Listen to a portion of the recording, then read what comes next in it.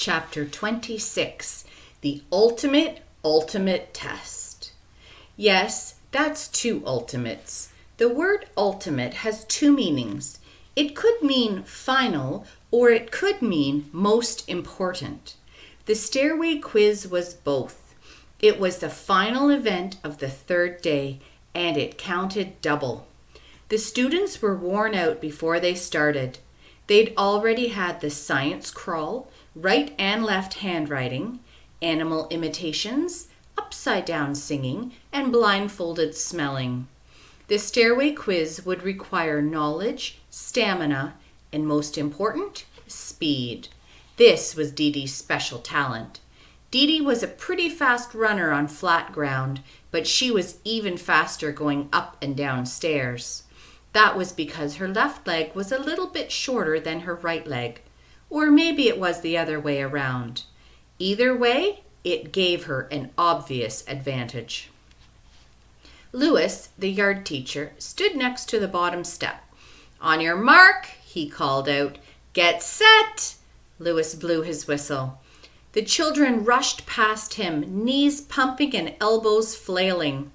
Dee Dee started way back in the pack, but besides her uneven legs, she had another advantage. She was skinny and short. She could squeeze past the slower kids ahead of her, and they were all slower than Dee Dee. As she neared the third floor, only Damien remained ahead of her. A man with a black mustache was waiting on the landing. "How many quarts in a gallon?" he asked Damien. "8," said Damien. Damien was sent back down to the first floor. "Name a city in England," he said to Dee Dee. "London," Dee Dee shouted, then continued on up. Dr. Pickle was waiting on the fourth floor. "Are dreams real?" he asked. Dee Dee was stumped. She could hear other kids charging up the stairs behind her. She hated to have to go back down. "They're real dreams," she said. Dr. Pickle rubbed his beard.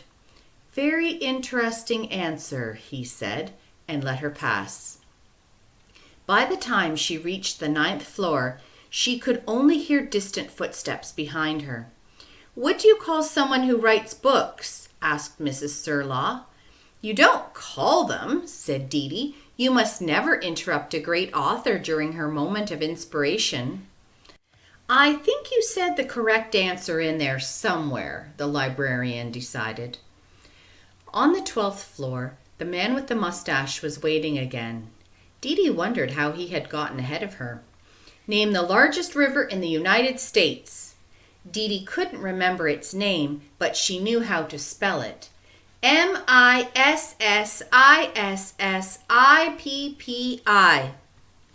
Miss Mush asked the question on the 15th floor. "How many points on a fork?" Dee Dee formed a picture of a fork in her mind, but when she tried to count the points, they blurred. "3?" she tried. "I'm so sorry, Dee Dee," said Miss Mush. She didn't have to go all the way back down to the bottom, just to the 10th. Ron was coming up the other way. "Hi, Dee Dee," he greeted her. "Hi, Ron," said Dee Dee. "Hope you studied your forks and spoons." She reached the 10th, answered another question there, then again on the 11th and the 12th. Ron was coming down. "Hi, Ron." "Hi, Dee Dee." She reached Miss Mush a second time. "What was Christopher Columbus's favorite vegetable?" asked the lunch lady. Dee Dee knew that one. "Cabbage." She had spent 2 whole nights studying the history of cabbage. When she reached the 18th floor, the man with the mustache was there again. "Are zebras black with white stripes or white with black stripes?" Dee Dee thought it was the same thing, but knew that had to be wrong. "The first one," she guessed. "Was that white with black stripes or black with white stripes?" "I don't remember," said Dee Dee. "Me neither," the man admitted, and let her pass. A tall, thin woman asked the next question. She looked like a teacher, but Dee Dee had never seen her before.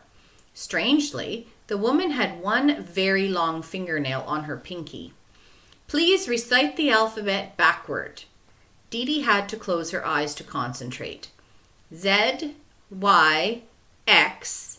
It took her a long time. In her mind, Dee Dee had to keep saying the alphabet forward in order to figure out the next backward letter. She could hear footsteps coming closer, and then Mauricia came up alongside her. "What are you stopping for?" Mauricia asked. Dee Dee looked around. The woman with the long fingernail was gone. "C-B-A," she finished, just in case. Dee Dee and Mauricia continued up together, reaching the 20th floor at the same time. The mustache man was back again. "How many toes does a 3-toed sloth have?" he asked.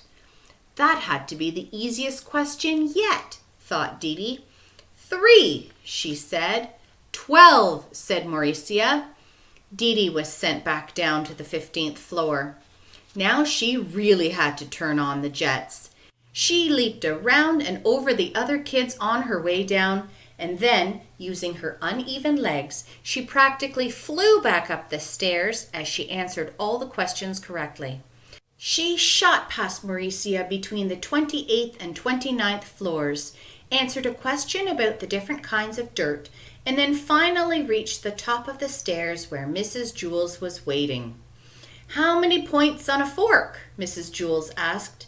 "I already had that question," Dee Dee said as she took several long, deep breaths.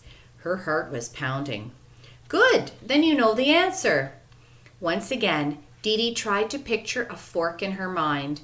It was either 3 or 4.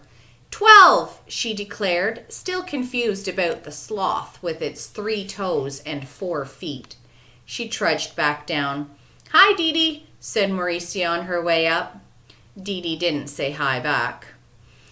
After school, only 3 of the Unbreakables could be seen by the flagpole. Mauricia was still inside the school. Photographers were snapping her picture, and she was being questioned by newspaper reporters from all around the world. When she finally came outside, she was carrying a giant trophy. "Sorry I took so long," she said. "You must think you're really great," said Joy. Mauricia shrugged. "Well, you should," said Ron. "Because you are," said Dee Dee. Mauricia set down her trophy and said, "You guys are the greatest friends ever." They held out their hands, locked pinkies and thumbs, and shouted, "Unbreakable!" Friends stick by each other when one is down. That is a true test of friendship. But sometimes it is harder to stick by a friend who is up.